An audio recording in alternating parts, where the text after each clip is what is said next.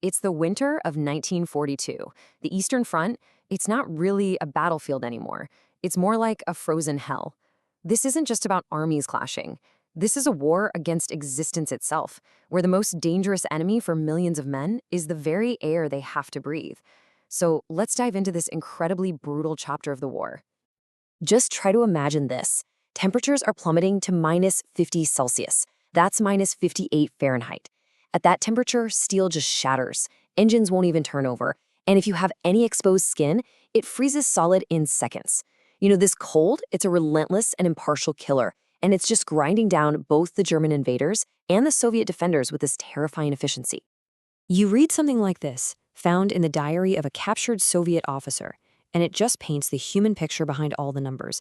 We're talking absolute exhaustion. Units completely bled white. This fight wasn't for territory anymore. Not really. For the guys on the ground, it was a desperate, desperate struggle just to survive, one frostbitten step at a time. Okay, so by January 1942, Stalin's massive winter offensive is just hammering the German lines. After that stunning victory outside Moscow, the Red Army is pushing everywhere. They're trying to shatter the invaders before the spring thaw can bog everything down. And their main target? Army Group Center. The German front line, you gotta picture it, it's stretched incredibly thin and it's frozen solid. And now it's starting to crack. Soviet spearheads are just punching right through these gaps. And they're not just pushing the Germans back. No, they're flowing around them, threatening to cut off and completely annihilate entire armies in these huge pockets. The whole situation is just spinning out of control. And this pressure, it wasn't just happening in one place. From the forests around Lake Ilmen to the besieged town of Staraya Russa, the whole front is on fire. You've got Soviet cavalry and partisans creating absolute chaos deep behind the German lines. And meanwhile, Hitler, who's thousands of kilometers away, is forbidding any retreat. For his generals on the ground, this is a catastrophe in the making. So with total disaster looming, Hitler turns to his fireman, the guy he sends to the most desperate, burning parts of the front.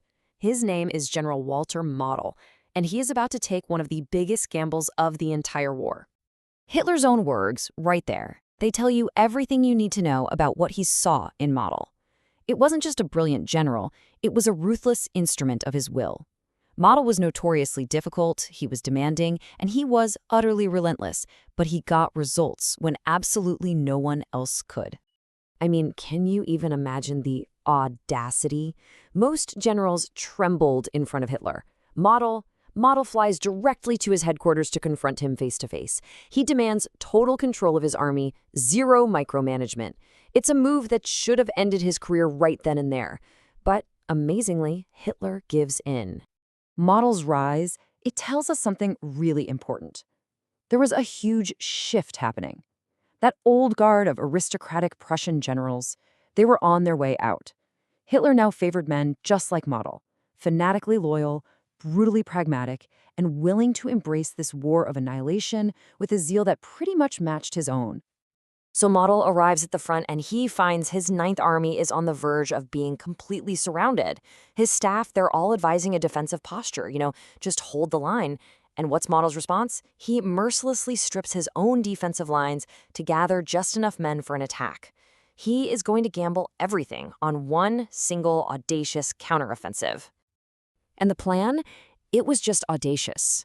You have two main pincers, the 23rd and 6th Corps. They would attack towards each other to seal this 27-kilometer gap that Soviet supplies and reinforcements were pouring through.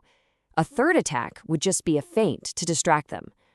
It was an incredibly risky move that left his other fronts dangerously, dangerously thin. When his own officers begged him to wait for better weather, this was his reply.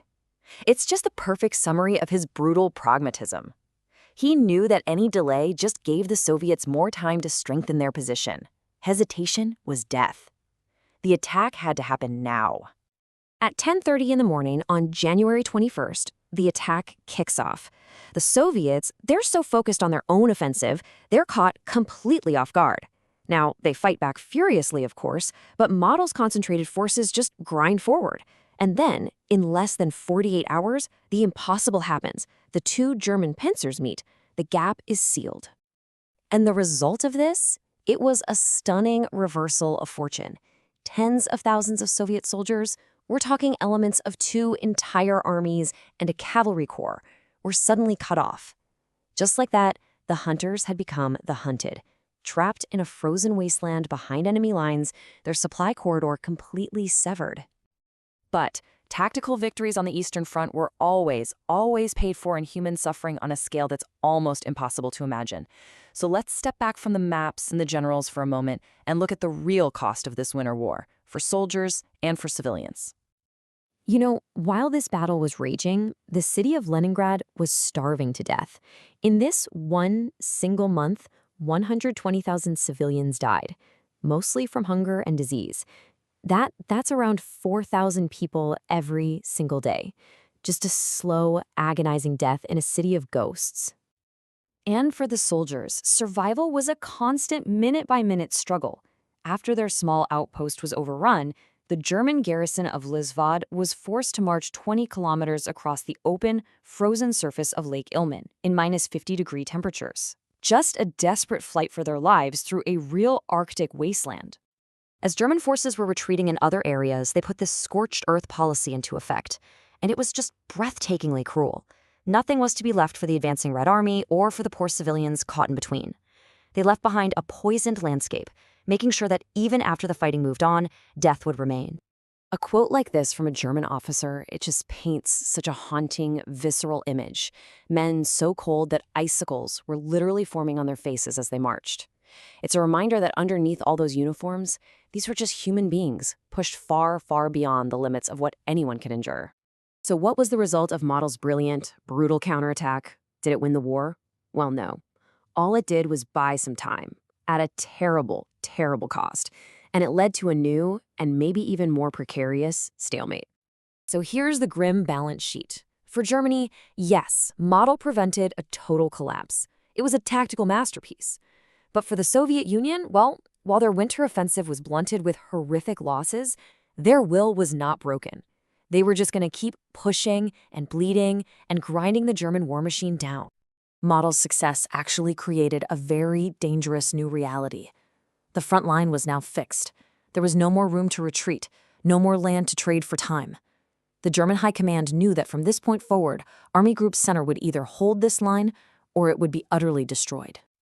And this is why it all matters so much. The human cost was just staggering for both sides.